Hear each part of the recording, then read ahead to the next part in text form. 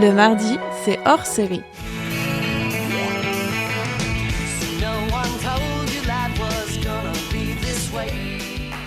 Gary a besoin d'espace.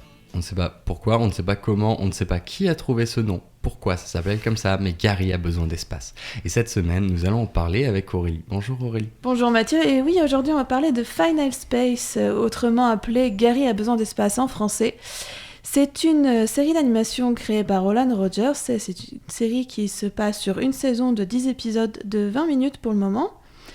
Elle est diffusée depuis 2018 sur TBS et ensuite elle a été diffusée sur Netflix. Roland Rogers fait d'ailleurs lui-même les voix des deux personnages principaux qui sont Gary et Mooncake. Et pour en parler avec nous aujourd'hui, nous sommes accompagnés de Stan Drix. Bonjour Stan. Bonjour à vous deux. Bonjour. Donc Gary a besoin d'espace, autrement appelé Final Space. Donc pour ceux qui connaissent bien la série très connue, la série d'animation Rick et Morty, Final Space pourrait parler aux fans de Rick et Morty. Oui, donc Final Space, qui est du coup l'histoire de Gary, qui est un jeune garçon terrien, emprisonné sur une navette spatiale et qui est du coup coincé avec un robot très relou qui s'appelle Kevin et qui adore les cookies et qui adore montrer à Gary qu'il n'a pas le droit d'avoir des cookies.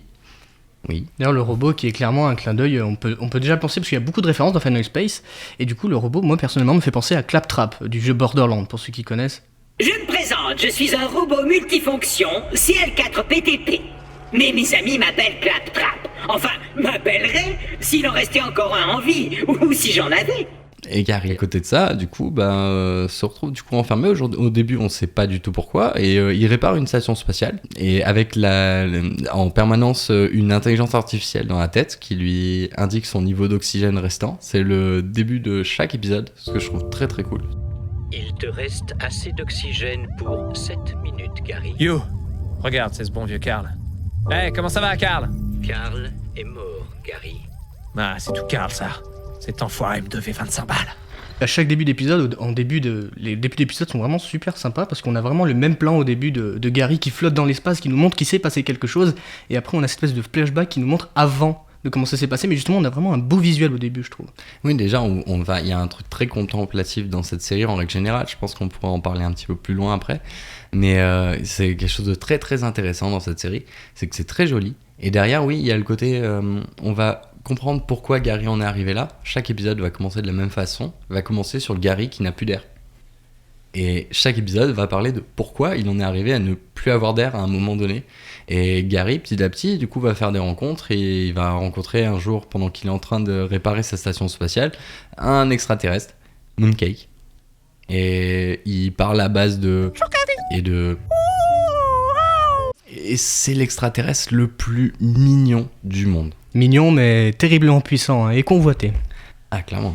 Mais ça, du coup, la série va en parler petit à petit parce que, du coup, Gary le trouve juste trop mignon, donc il a envie de lui faire des câlins, il le garde, et puis finalement, Mooncake va le sauver à la fin du premier épisode. La galaxie entière veut le récupérer, et on est lâché dans cette histoire-là. C'est le début de Final Space.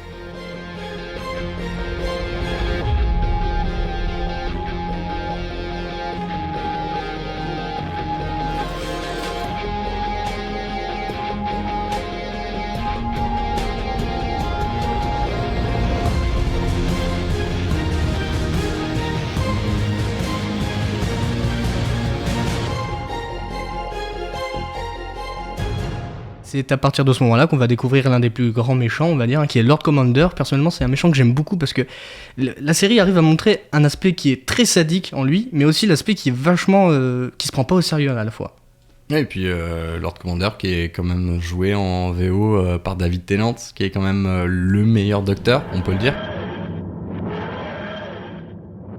C'est vrai que le pitch déjà est sympa et les personnages aussi sont attachants. Tu parlais du petit extraterrestre tout mignon, on s'y attache tout de suite. Et même Gary en lui-même, il est hyper optimiste, il est hyper héroïque dans sa façon de voir les choses et de faire.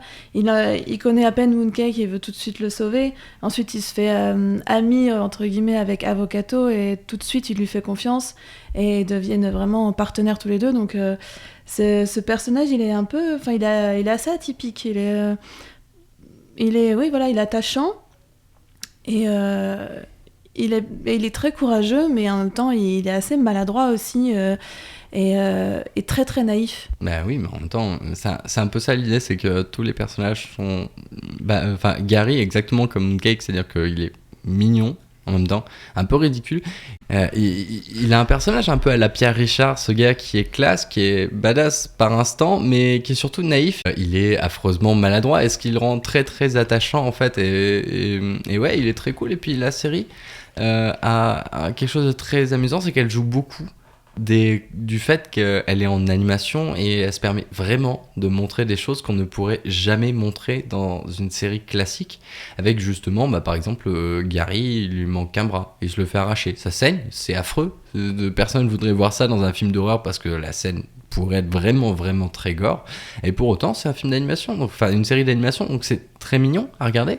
Et on a parlé aussi des scènes d'exposition au début où on voit toute la galaxie qui est belle comme tout, il y a des passages en 3D.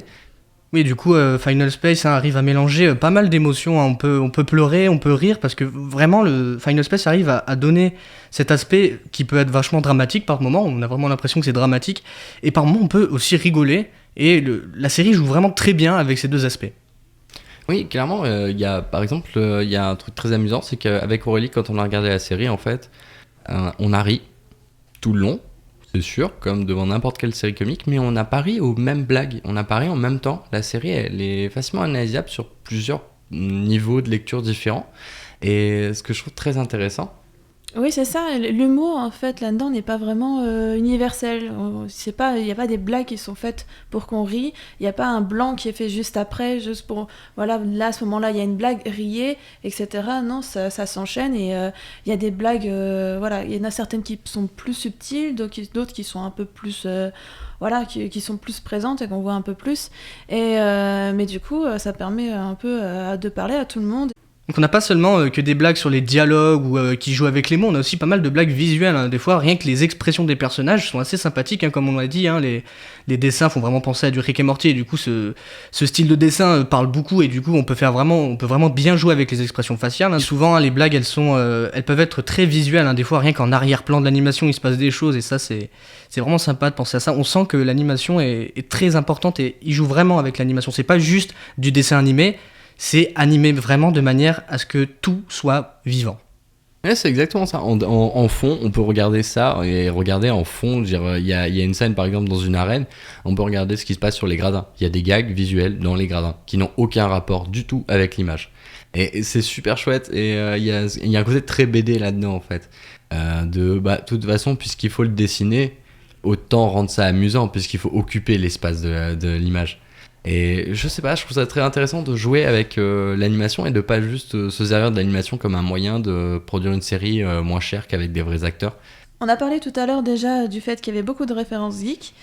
Et c'est vrai qu'il y en a énormément, et moi, il y en a une notamment qui m'a bien plu. Bon, entre autres, hein, j'en ai vu plusieurs, mais c'est celle de Jurassic Park, parce que c'est la première fois que, personnellement, je vois cette référence utilisée quelque part, et ouais, ça m'a plutôt bien plu. Ah, vous n'avez pas dit le mot magique. Et ça fait du bien de voir des références qui changent, parce que bien souvent dans les animations qui essayent de mettre des références à la pop culture, on a souvent tendance à voir tout le temps les mêmes références qui reviennent. Cette fois ça change un peu, on a des références justement inédites qui changent et qui sont peut-être un petit peu plus du coup pointilleuses. Oui, c'est ça, ils sont allés chercher des références un peu plus pour les connaisseurs, si on peut dire, parce qu'en général, comme tu disais, les séries ont tendance à prendre des références geeks, mais que tout le monde peut quand même connaître. Histoire que voilà, qu'on perde pas les gens en route, que d'être sûr que tout le monde comprenne la référence. Mais là, du coup, justement, c'est ça qui est bien, c'est qu'il y a des références pour un petit peu tout le monde. Comme tout à l'heure, on disait, il y avait de l'humour qui n'est pas universel et qui est pour tout le monde. Et ben là, c'est pareil, les références aussi, c'est un peu, voilà, chacun peut aller piocher sa référence perso, si on peut dire. Oui, c'est ça, hein, je dirais que Gary a besoin d'espace au final, ou Final Space. C'est une super série pour un peu tout le monde en fait, où tout le monde pourra trouver son bonheur vraiment, du moment qu'on aime bien la SF, qu'on aime bien l'animation et qu'on aime bien rire, tout simplement. Ça parlera vraiment à tout le monde, chacun peut faire son marché là-dedans et rigoler un petit peu. On a vu Aurélie, Stan et moi, on n'a pas le même type d'humour, absolument pas. Et on a tous les trois pris du plaisir de manière totalement différente. Et c'est vraiment une série que je conseille pour ça. Parce qu'en fait, ce qui est chiant quand t'es timide, c'est que t'as vu, tu te fais toujours enfoncer en public par tes proches. Surtout quand t'es petit. Tu vois la scène, genre tu vas dîner chez les amis de tes parents, fais maman, on peut allumer la télé s'il te plaît? Oh bah va demander aux gens. Et bah demande, il ose pas demander, il est timide. Ah t'es timide. Mais maman pourquoi tu fais ça? Bah il rougit, en plus je sais pas pourquoi il rougit, c'est fou hein. Pourquoi tu rougis?